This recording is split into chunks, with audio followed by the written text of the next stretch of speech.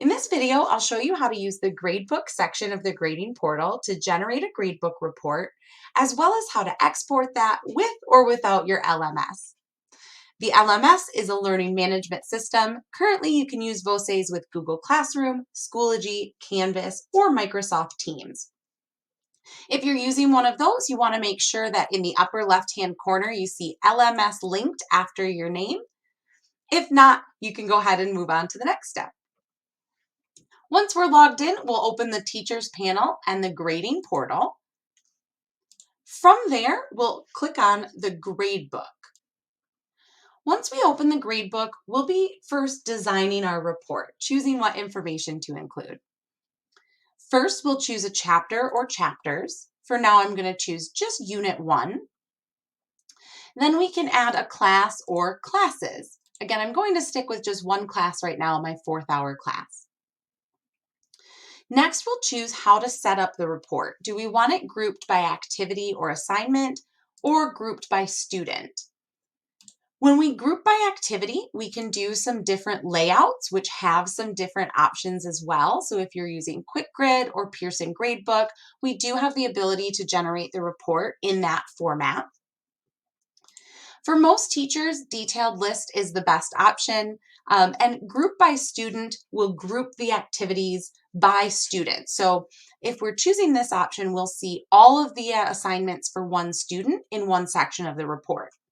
If we're grouping by activity, we'll see all student submissions for that activity in one section of the report. Next, we'll choose some different options. First is remove blank entries. This will remove any entry that does not have a score or a number. This is good for cleaning up the report, but it will remove entries from students who did not turn in work. So if you assigned a page to students and they did not attempt it, did not get a score on it, that will be removed so you won't see that they didn't turn it in. If you do want to see all of the activities, even if there are no results or no scores for them, then only show assigned is another great option to keep the report a little bit cleaner while still showing you all of the information for students who did not turn in or didn't receive a score on an activity. Choosing the option to include the summary will give you a summary at the end of each section of the report. For now, since I've chosen group by student, it will be a summary of the student scores. If I was going with group by activity, it would be a summary of student scores for that activity. If you've done a lot of editing, you can choose this option to include your pre-edited pages. This is a pretty specific option, but it's for any teacher who has students who completed an assignment that you later edited and assigned to a new group of students or the same group. So very specific, but if it applies to you, if you've done a lot of editing, you can choose that option. Next, we can choose to include folder groupings, which will tell us which assignments are in folders and kind of group those together within the sections of the report. And finally, we can choose a submission date range, so only including activities that were turned in within these dates.